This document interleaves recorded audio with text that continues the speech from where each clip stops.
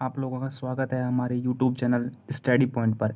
तो आज हम स्टडी करने वाले हैं सी एलिगेंस के अर्ली डेवलपमेंट के बारे में या सी एलिगेंस के अंदर सेल स्पेसिफिकेशन के बारे में।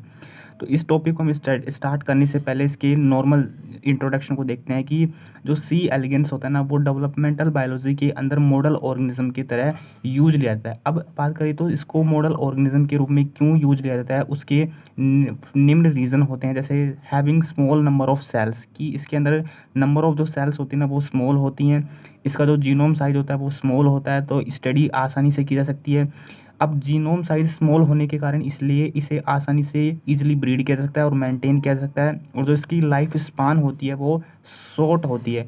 और इसका जो कंप्लीट जीनोम सीक्वेंस है, मतलब कि उसके बारे में हमको जानकारी है। और जो इसकी बॉडी की जो होती है वो कैसी होती है, थिन क्यूटिकल की लेयर पाई जाती है या ट्रांसपेरेंट होती है, जिसके कारण इसको स्टडी करना आसान होता है। और ये कैसा होता है, हर्मोफ्रोडाइट होता है, मीन्स बाइसेक्सुअल, जिसके अंदर मेल और फीमेल एक ही बॉडी के अंदर प्रेजेंट होते हैं। और जो इसके अंदर क्या होता है, लार्ज क्लच साइज प्रेजेंट होता है। और इसका कंप्लीट सेल लीनिएज क्या होता है, नोन होता है। नेक्स्ट हम बात करते हैं कि इसके अंदर क्लीवेज कैसा होता है। तो इसके अंदर जो क्लीवेज का जो पैटर्न होता है ना, वो हमारा कैसा होता है, रोटेशनल और होलोब्लास्टिक। अब बात करें कि रोटेशनल और होलोब्लास्टिक क्लीवेज का मतलब होता क्या है। तो रोटेशनल और होलोब्लास्टिक क्लीवेज की हम यदि हम बात करें तो रोटेशनल क्लीवेज का मतलब होता है कि जो फर्स्ट डिवीजन होता है ना, वो तो कैसा होगा, मैरिडोनियल। First division मैरिडोनियल। और जिससे क्या होता है, दो डॉटर सेल बनती हैं। दो डॉटर सेल बनने के बाद क्या होगा, जो एक डॉटर सेल क्या करती है, डिवाइड करती है मैरिडोनियल, एंड सेकंड सेल डिवाइड करती है इक्वेटोरियल। जबकि होलोब्लास्टिक क्लीवेज से हमारा मतलब क्या होता है कि ईच क्लीवेज फ्लोरो डिवाइड करती है एंटायर एग को complete in a particular plane. यानी कि जो एग होता है ना वो डिवाइड होता है कंप्लीटली इसके अंदर, किसके अंदर, होलोब्लास्टिक क्लीवेज के अंदर। अब हम बात करें कि जो सी एलिगेंस के अंदर जो अर्ली डेवलपमेंट होता है उसके अंदर एसिमेट्रिकल सेल डिवीजन होता है। और एसिमेट्रिकल सेल डिवीजन होने के द्वारा क्या होता है, टू टाइप ऑफ सेल्स बनती है। एक बनती है फाउंडर सेल और दूसरी बनती है स्टेम सेल। जो फाउंडर सेल बनती है हमारी, वो कहाँ पर बनती है, एंटीरियर साइड के अंदर, जबकि जो स्टेम सेल बनती है वो होती है पोस्टीरियर साइड के अंदर। अब इन दोनों जो फाउंडर सेल्स और स्टेम सेल होता है ना, इन दोनों के अंदर डिफरेंस क्या होता है उसके बारे में अपन स्टडी करेंगे। फाउंडर सेल की बात करें तो इसकी क्या होती है, रेस्ट्रिक्टेड पोटेंसी होती है, they give differentiated cell lineage. और ये क्या होती हैं, कंडीशनली स्पेसिफाइड होती हैं।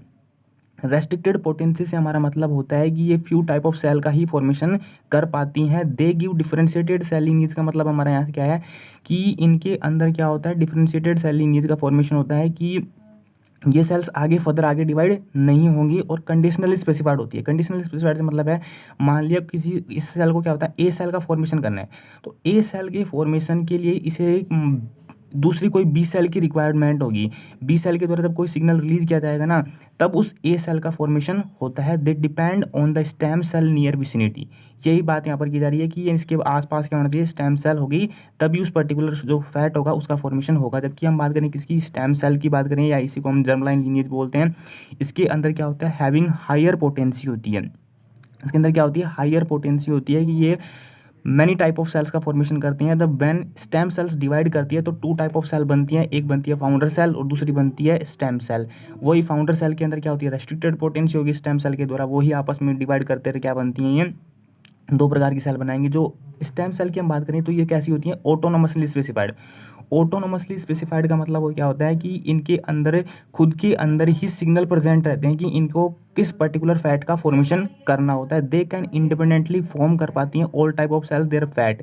यानी कि ये इंडिपेंडेंटली स्वतंत्र होती हैं कि अपने फैट का जो फॉर्मेशन क्या होती हैं, बिना किसी बाहरी सिग्नल के या क्या करती हैं, फॉर्मेशन कर पाती हैं।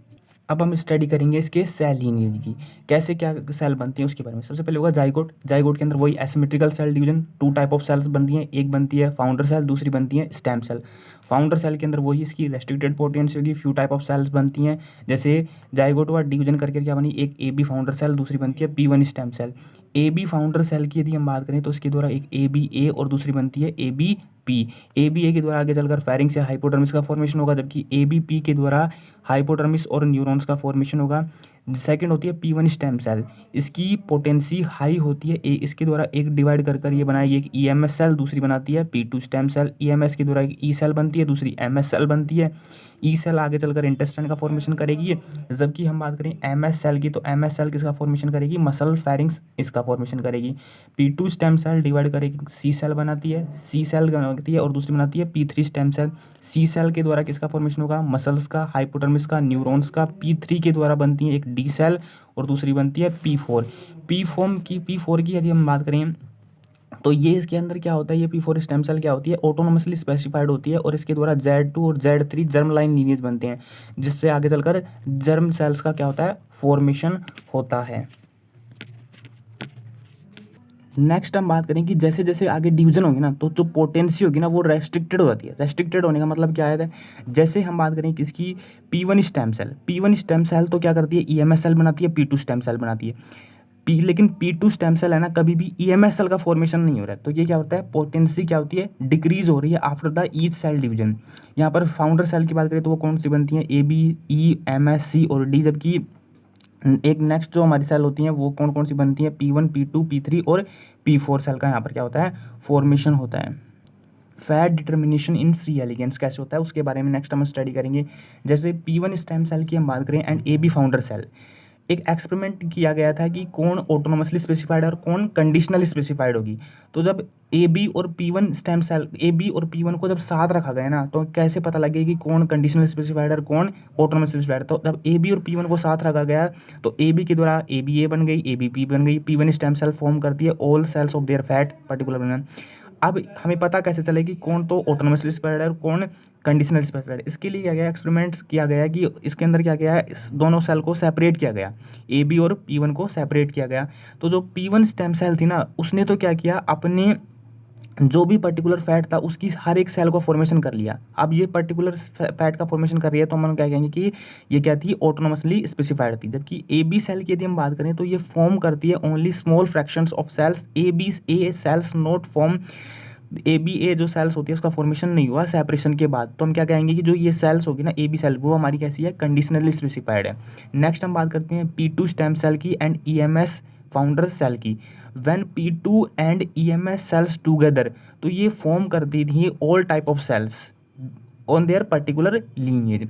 लेकिन जब हम P2 एंड EMS सेल को सेपरेट किया गया ना, तो EMS cells form only MS cells not form E cell. तो हम क्या कहेंगे कि जो EMS सेल थी वो हमारी कैसी थी, कंडीशनली स्पेसिफाइड थी। यदि कंडीशनली स्पेसिफाइड थी तभी तो, क्योंकि जब इनको सेपरेट किया गया तो ओनली ये कौन से सेल का फॉर्मेशन कर रही है, MS सेल का फॉर्मेशन कर रही है, E सेल का फॉर्मेशन नहीं करती है। नेक्स्ट हम बात करते हैं कि P1 स्टेम सेल की ये ऑटोनोमसली स्पेसिफाइड है या कंडीशनली स्पेसिफाइड है, इस चीज़ को हम देखेंगे। तो जो P1 स्टेम सेल है ना, वो हमारी ऑटोनोमसली स्पेसिफाइड है सेल है, क्योंकि इसके अंदर जो सिग्नल होते हैं ना, वो इसके साइटोसोल के अंदर ही मॉर्फोजेनिक डिटरमिनेंट्स के रूप में प्रेजेंट होते हैं। जैसे कि SKN1 की बात करें, PAL1 की बात करें, PAI1 की बात करें, सिग्नल प्रेजेंट होते हैं इन साइटोसोल, इसलिए हम क्या कहेंगे कि ये कैसी थी, ऑटोनोमसली स्पेसिफाइड है। जो SKN1 सिग्नल है ना, ये किसके लिए रिक्वायर होता है, EMS सेल के लिए। PAL1 की बात करें तो PAL1 की फुल फॉर्म होती है पेप्टोग्लाइकेन एसोसिएटेड लिपोप्रोटीन। ये किसके लिए रिक्वायर्ड है, differentiation of P1 stem cell fate के लिए, यानी कि सोमेटिक सेल का फॉर्मेशन होता है बाय हेल्प ऑफ PAL1। अब जो PAL1 है इसका जो रेगुलेशन है ना, वो किया जाता है बाई एक प्रोटीन है जिसका नाम है मैक्स3। मैक्स3 एक RNA बाइंडिंग प्रोटीन होती है, और मैक्स3 इनहिबिट करती है किसको, PAL1 के ट्रांसलेशन को, PAL1 के ट्रांसलेशन को। और एक नेक्स्ट होती है हमारी PAI1 प्रोटीन। जो PAI1 प्रोटीन है वो किसके लिए रिक्वायर्ड है, for the formation of germline cell lineage या फैट डिटर्मिनेशन, जो हम आगे पढ़ेंगे कैसे PAI1 जो है वो जर्म सेल का फॉर्मेशन में हेल्प करती है। नेक्स्ट हम बात करते हैं